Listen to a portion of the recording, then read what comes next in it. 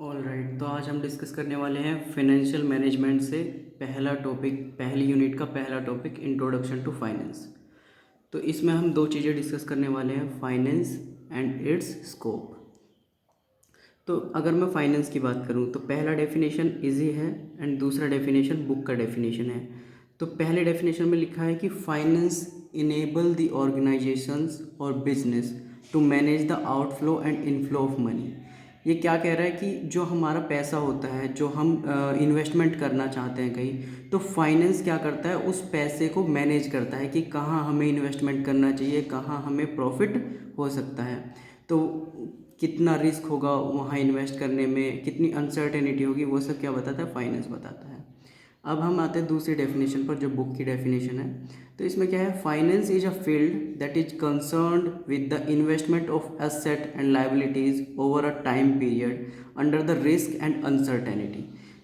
इसमें भी सेम चीज़ बता रहा है कि बस हम जो हमारा पैसा होता है, जो हमें इन्वेस्टमेंट करना होता है, वो किन एसेट्स पर करना चाहिए, कितने टाइम पीरियड के लिए करना चाहिए, वहाँ कितना रिस्क एंड अनसर्टेनिटी होगा। तो आप दोनों डेफिनेशन में से कोई सा भी डेफिनेशन यूज कर सकते हैं, बस आपके समझ आना चाहिए, आप अपने वर्ड्स में भी एक्सप्लेन कर सकते हैं।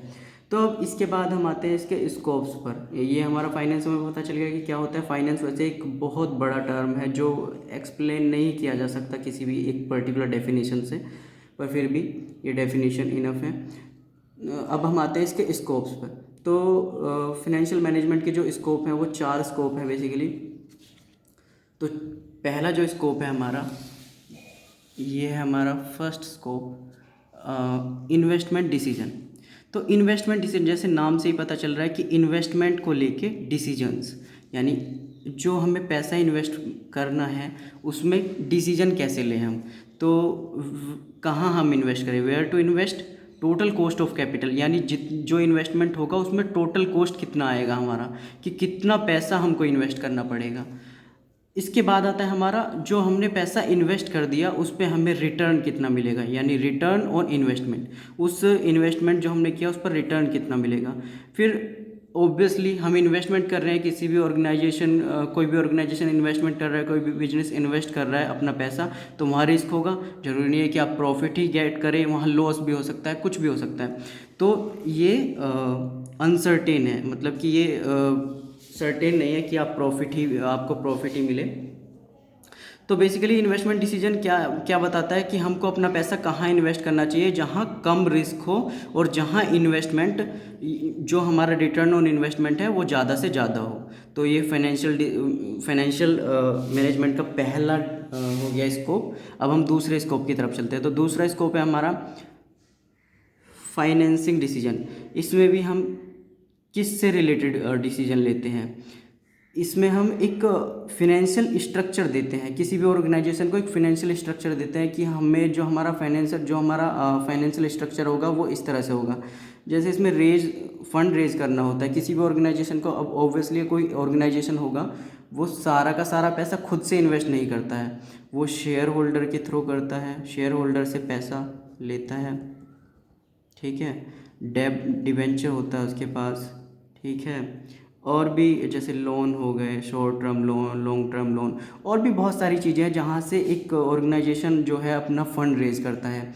तो ये एक प्रॉपर स्ट्रक्चर देना कि उसको शेयर होल्डर से कितना पैसा लेना है, डेब्ट पे कितना पैसा लेना है, लोन कितना लेना है, ये सब जो एक प्रॉपर स्ट्रक्चर होता है वो फाइनेंसिंग डिसीजन में आता है। तो ये दूसरा हमारा स्कोप है, फाइनेंशियल मैनेजमेंट का दूसरा स्कोप हो गया। तो इसमें बेसिकली ये बस एक स्ट्रक्चर होता है, ये एक जो बेस्ट सूट करे, यानी जो हमारा ऑर्गेनाइजेशन है उसको बेस्ट सूट करे, जो हमारी इक्विटी है ऑर्गेनाइजेशन की, और जो डेब्ट है वो हमेशा एक प्रॉपर रेशियो में रहे, यानी वो बैलेंस्ड रहे। अगर वो बैलेंस्ड रहेंगे तो ऑर्गेनाइजेशन को आगे आने वाले टाइम में प्रॉब्लम नहीं होगा कैपिटल को लेकर।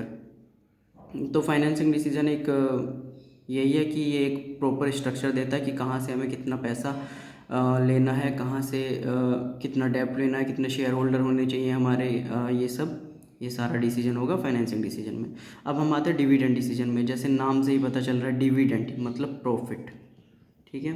डिविडेंड मतलब प्रॉफिट।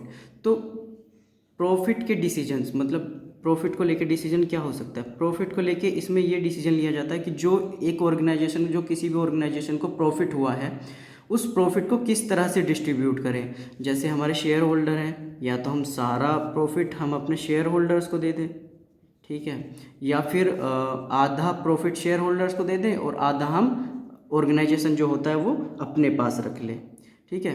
तो दूसरा होगा कि वो अपने पास रख ले, मतलब रिटेन कर ले वो अपने पास, और रिटेन करके वो क्या करेगा, अपने ही बिजनेस को एक्सपेंड करेगा, मतलब अपने ही बिजनेस में और पैसा लगा के और प्रॉफिट अर्न करने का सोचेगा, तो इसलिए वो रिटेन भी कर सकता है।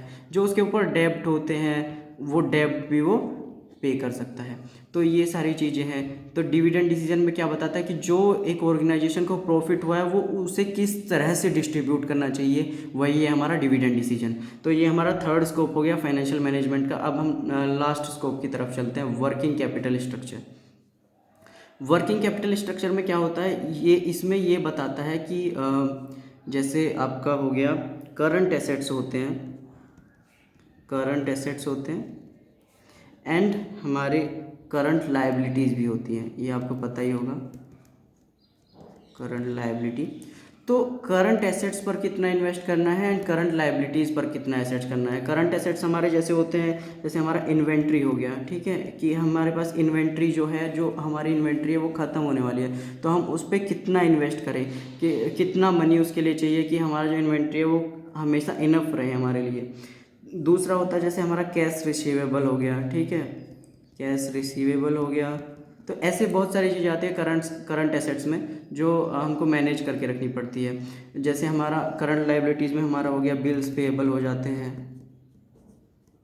लाइबिलिटी मतलब एक तरह से डेब्ट ऑर्गेनाइजेशन के ऊपर, तो जैसे बिल्स पेएबल हो गया, बैंक ओवरड्राफ्ट हो गया, ये सारे हमारे करंट लाइबिलिटीज़ में आ जाते हैं।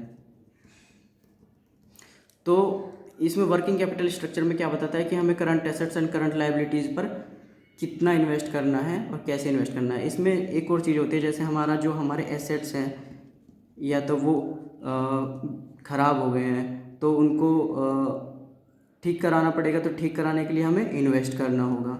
या फिर जो हमारे एसेट्स हैं वो बहुत पुराने हो गए हैं और जो अब मार्केट में जो है न्यू टेक्नोलॉजी आ गई है, तो न्यू टेक्नोलॉजी आ गई तो ऑब्वियसली मार्केट में बने रहने के लिए न्यू टेक्नोलॉजी लेनी होगी, तो न्यू टेक्नोलॉजी पे इन्वेस्ट करना है या नहीं करना, तो वो ये सब बताता है वर्किंग कैपिटल स्ट्रक्चर, ठीक है। तो ये हमारा फोर्थ स्कोप हो गया फाइनेंशियल मैनेजमेंट का। आई होप आपको ये समझ आया होगा।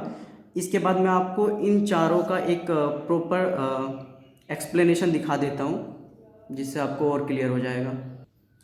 तो ये एक एक्सप्लेनेशन है, चारों स्कोप लिखे हुए हैं, उनका थोड़ा थोड़ा लिखा हुआ है उनके बारे में भी, तो ये आप रेफ़र कर सकते हैं एग्ज़ाम के लिए।